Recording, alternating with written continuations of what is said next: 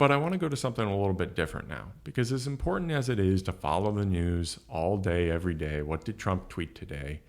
And things have gotten obviously worse over the past 4 years, especially because of COVID. I mean, the day in, day out changes of whatever stupid thing that Trump said today has no bearing on our personal lives. I mean, his policies obviously do. I'm not saying that he's somehow like inconsequential to our lives, but a lot of the day-to-day stuff that when you turn on the news they're talking about is just meant to keep you in fear and is not really meant to, better your life or help your understanding of the situation. And that's what makes history so important, because we have to understand at the same time as everything else is happening, what's the context that everything is operating in? Because a lot of the time, especially what we see the Republican Party doing right now, this is not totally new. It's coming from a long line of history of the same things happening.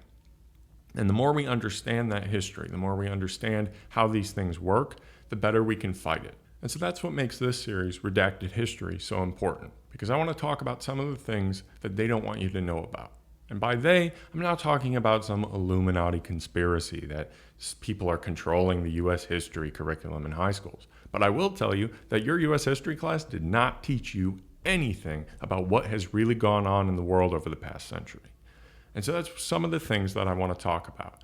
And it's really important that we understand those things, because it's not just about forming beliefs in certain things and holding on to them for the rest of your life. It's about between a combination of theory and history, understanding the concepts and the real practice of our past that helps you develop this sort of critical sense, a critical capacity to know when someone's feeding you BS. And a lot of the time, the stuff that you hear is total BS. And that includes what you hear from the media. And you'll hear about that in a moment, about even in the 60s, the same thing was going on.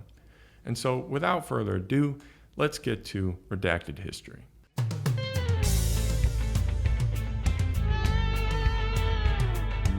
"55 years ago this month, the U.S. participated in the genocide of up to 1 million people and the internment of 1 million more in concentration camps.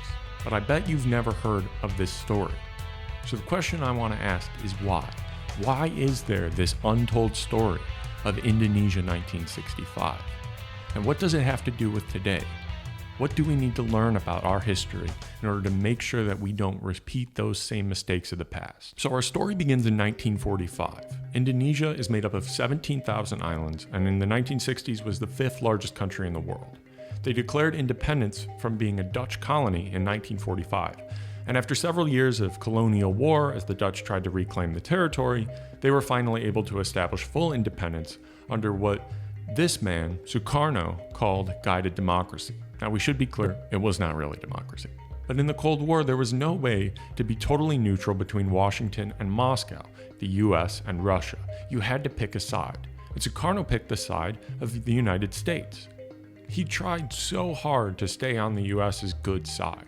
He constantly talked about the Constitution, about Paul Revere in his speeches, and while his foreign policy was pretty anti-imperialist and anti-colonialist, he tried his best to walk that line in a way where he didn't actually end up making any enemies in Washington. But the thing was, Sukarno allowed the existence of the PKI, or the Indonesian Communist Party, which was pretty worrying to the US because they didn't want to see any sort of growth of a communist movement in any of the countries that they were working with. But because in the past he had put down some revolutions and uprisings run by the Communist Party, they saw him as sufficiently anti-communist for their purposes, and so they started what they called the Jakarta Axiom, which was to say that he might not be perfect, but it was enough that we didn't need to go there and invade in the way that we did in Vietnam. But this pretty quickly began to collapse, especially under Lyndon B. Johnson, because while JFK was pretty friendly to Indonesia, to Sukarno, and to a lot of the global south, LBJ didn't take the same stance, and Sukarno tended to be pretty antagonistic to the West. This, of course, was deeply annoying and angering to Washington, because while he still was able to use that pro-US rhetoric, like citing Paul Revere, it didn't matter when it came to jeopardizing US interests. And so in 1957, when a rebellion broke out in the western half of Indonesia, people had to wonder, where were they getting their planes? Where were they getting their weapons? How were they able to burn down villages? Well, the answer, of course, was who else? The CIA. In 1958, the Indonesians were able to shoot down a plane, and it turned out that this man, Alan Pope, was the pilot. He was a CIA agent. It turned out the CIA had been funding the entire operation secretly. Not even the State Department knew at the time. This was obviously the beginning of the end for Sukarno. The US was totally gunning for him at this point. So he kept trying to nationalize the oil industry to try and create some economic growth. And of course, all of the West was opposed to this, as their oil interests, of course, didn't line up to that. Coincidentally, it does seem like oil tends to come up a lot in our imperial adventures, but that's a story for another time. And this intent to nationalize the oil finally set the US over the edge. Because LBJ was more comfortable with war than Kennedy, and the Secretary of State George Ball said that a loss of Indonesia to communism would be the biggest thing since the fall of China. Now, some of you may have heard of the domino theory regarding Vietnam, which was to say that, especially in the global East and in the global South, if certain nations were allowed to continue on the path towards communism or the path towards socialism, then a domino effect would occur. And if one country were to fall, then others around them might follow. This threatened the world order with the US at its peak. And so this brings us to the September 30th, 1965 movement.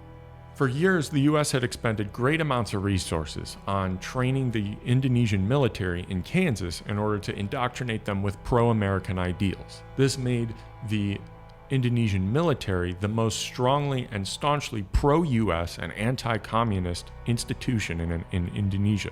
The night of September 30th, we know that there was a plan in place to kidnap 6 generals, but in the end, they all ended up being murdered. When the generals' bodies were found, Suharto, one of the generals who wasn't actually at the peak of the line of command, ended up taking control. He was very well known also to be very friendly to Washington's interests, especially when it came to oil. When Suharto took command, he shut down all of the media in the country from all parties. And the only publications that were left open started printing a propaganda story that the Gurwani, the women's movement, were a group of witches that were carrying out a satanic ritual on the generals, and that the PKI, the Communist Party, was also trying to launch a coup against Sukarno. The early phase of spreading that anti-communist narrative was helped greatly by the equipment that Washington provided. And radio and news around the world, from the New York Times to the BBC, parroted Suharto's storyline uncritically.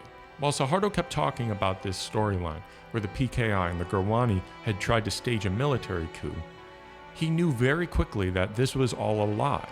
He ordered an autopsy of the generals, and it became very clear that they were all shot to death and not stabbed in the way that he had talked about. Even though he totally knew he was lying, Suharto basically made it a national religion to believe in this story of the evil Gurwani witches carrying out satanic rituals on the generals. The thing was, this story wasn't even that creative.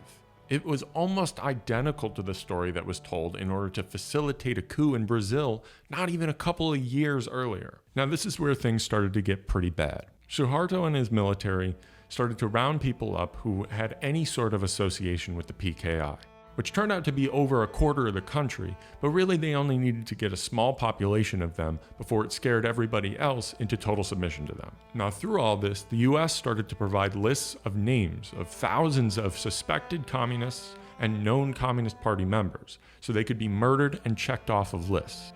This is important because the PKI was a perfectly legal political party, and just days later, members of the party were being murdered for no crime committed. An embassy political official actually said it was a really big help to the army to provide those lists. I probably have a lot of blood on my hands, but that's not all bad. The US made it very clear to Suharto that oil nationalization could not go ahead, and if it did, they would completely withdraw support for the military coup. They kept pressuring him and destabilizing the economy in order to get Sukarno out of power and to put in Suharto. The US had been waiting for years to try and jump on any sort of opportunity they could find to get rid of Sukarno. And when the September 30th movement came along, they immediately jumped on the opportunity. They provided weapons and kill lists and encouraged a full government takeover, which they full well knew could only be carried out if accompanied by mass killings and disappearances, which is exactly what happened. When Sukarno was eventually removed from power, it was seen as a massive victory in the Cold War. It was such a huge win that Indonesia went overnight from standing up for neutrality and anti-colonialism around the world and leading a third world movement of the global south to being completely in Washington's corner on all issues. And they opened up their economy to US oil companies. A State Department official actually said that no one cared, as long as they were communists, that they were being butchered. In the end, it was seen as such a massive victory that Indonesia was such a big domino that if it weren't to fall and it was fully in the US's corner, then most of Asia would be safe from communism. That's actually what caused the US to be okay with losing the Vietnam War, because by winning in Indonesia, Vietnam just became a small lost battle while Indonesia became essentially winning the Cold War.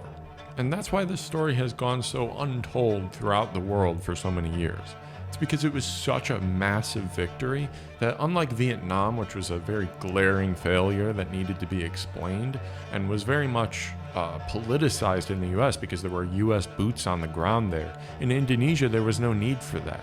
The US was able to quietly get involved and quietly aid a genocide that they didn't even have to touch. They didn't have to go in and actually commit all of the murders that happened in the Vietnam War.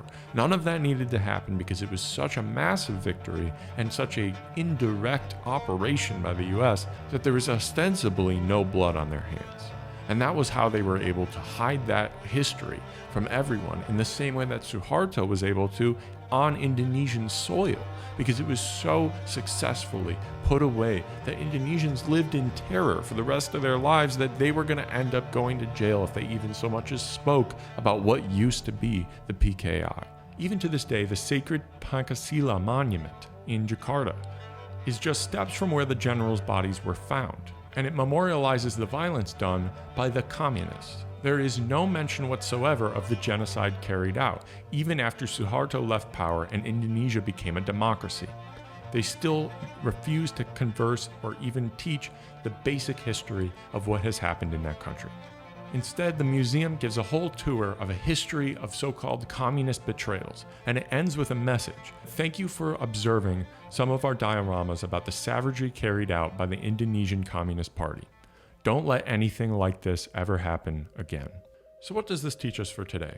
What's important that we remember is that Suharto and Brazil, none of them invented this playbook. We're the ones who created it. We taught it to despots and dictators around the world, but it originated with us. And now, since we've been exporting it for decades, now all of that is coming home. Because narratives of communists and radical leftists trying to take over the country or take over the government or destroy your family, why does that sound familiar? You're fighting against an oppressive left-wing ideology. By socialists, Marxists, and far-left extremists. Radical left, left-wing radicals. They want to end the American dream. Defeating the radical left, the Marxists, the anarchists, the agitators, the looters, and people who, in many instances, have absolutely no clue what they are doing. For decades now, the US government has been sliding towards a surveillance state, towards authoritarianism, and we should be wary and worried about those things. But we have to keep in mind where all of that is coming from. Because especially this year with the protests and with Trump's willingness to send the military into Portland and into DC right around the White House, we've seen his willingness to take it all a step further. Trump isn't getting all of this out of thin air. He's pulling it from the past whether he knows it or not. Now, I want to be clear about something because I might sound overly paranoid here. I'm not saying that Trump and the GOP's endgame is to carry out some massive genocide against everyone seen as left to center in this country. That's not my point. My point is that time and time again, we've seen these far-right movements carry out these anti-communist narratives in order to take away people's rights and in order to carry out their own power grabs. We have to be wary of that because it doesn't matter whether or not you actually are a radical leftist. It doesn't matter whether or not Joe Biden or the Democrats are actually communists. It matters whether or not you can convince the people that they are. It's not even about making them radical leftists. It's about making them a foreign, unknown other.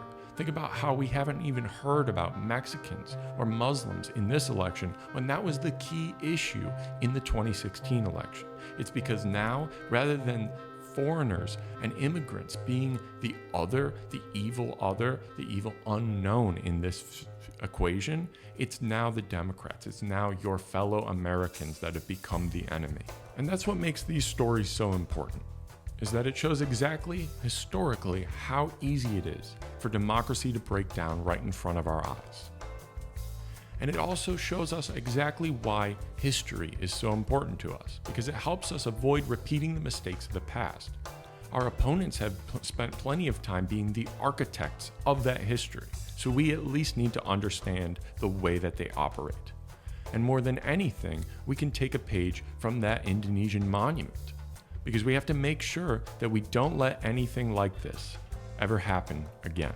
Now, if you enjoyed that story, I highly recommend Vincent Bevins' book, The Jakarta Method. He's a Washington Post and LA Times reporter. Highly recommend you follow him on social media as well.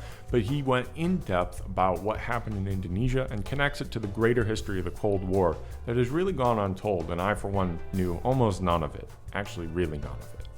And so there's kind of this feeling of disorientation that comes when reading it, because there's this feeling of the ground falling out from under you.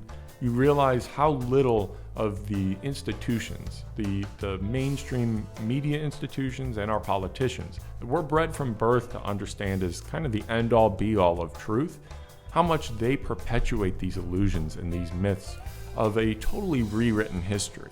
Of course, there goes the saying that history is written by the victors, but it really goes deeper than that, because we don't just retell the history from our perspective. Sometimes we just erase it. You've been watching Social Point. If you enjoyed this video, please take a second to like and subscribe if you're on YouTube. Follow us on Spotify and iTunes if you enjoy the podcast format. And follow me on Instagram and Twitter at SocialPointPod. Thanks for watching.